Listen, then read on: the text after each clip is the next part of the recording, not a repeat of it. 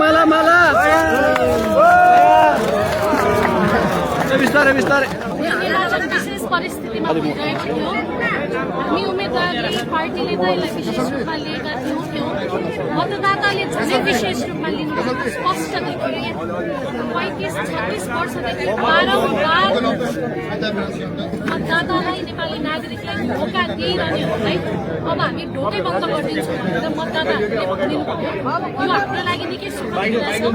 हाम्रो लागि च्यालेन्जिङ कुरा पनि छ। हाम्रो यस्तो मजाको जित भएको छ। अब पर्फर्म गरेर देखाउनै पर्छ, जसरी पनि देखाउनु पर्छ यो 5 वर्षमा। अब रियल फाइट त बल्ल सुरु भइरहेको जस्तो लाग्छ। म अहिले धेरै बोलिरहँदाखेरि मलाई एकदम घाँटी खसखस हुन्छ। त्यस कारणले मैले यति मात्रै भन्छु र काठमाडौँ क्षेत्र नम्बर 1 का हरेक मतदातालाई मेरो धेरै धेरै धेरै कृतज्ञता ज्ञापन गर्दछु। र यो वैकल्पिक राजनीतिको पनि जित हो, विवेकशील राजनीतिको पनि जित हो। त्यो कुरा पनि म दोहोऱ्याउन चाहन्छु र यो जितमा आज कुशल कुमार दाईलाई ट्रिब्युटमा दिन पनि चाहन्छु। थ्याङ्क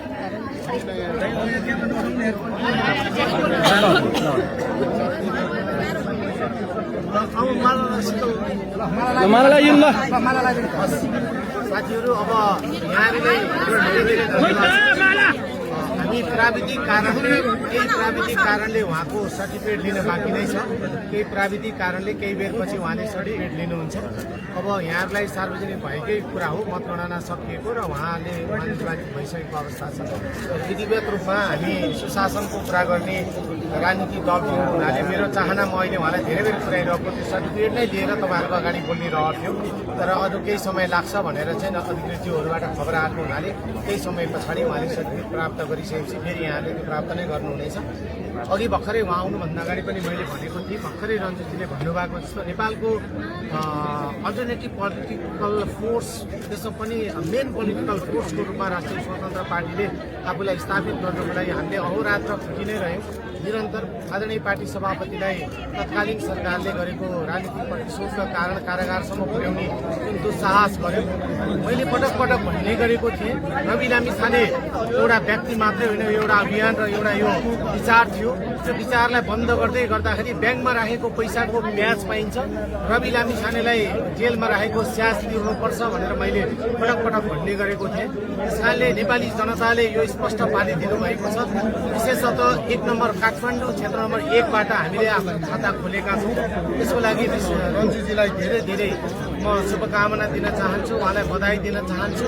त्योभन्दा नि बढी काठमाडौँ जिल्ला निर्वाचन क्षेत्र नम्बर 1 का मतदाताज्यूहरूलाई ऐतिहासिक रूपमा उहाँलाई मतदान गरी राष्ट्रिय स्वतन्त्र पार्टीलाई, सिङ्गो पार्टीलाई एउटा यसपटकको निर्वाचनमा खाता खोल्ने जुन एउटा वातावरण सिर्जना गर्नुभएको छ, म क्षेत्र नम्बर 1 का मतदाताज्यूहरूप्रति हार्दिक कृतज्ञता ज्ञापन गर्न चाहन्छु।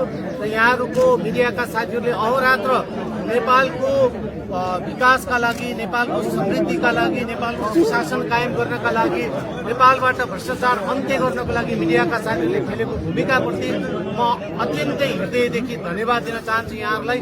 र यहाँहरूले म जहिले पनि भन्ने गरेको छु, कृपया समाजमा यस्तो समाचार दिनुहोस् जसले गर्दा तपाईँको मिडिया हाउसप्रतिको विश्वसनीयता बढेर जाओस्।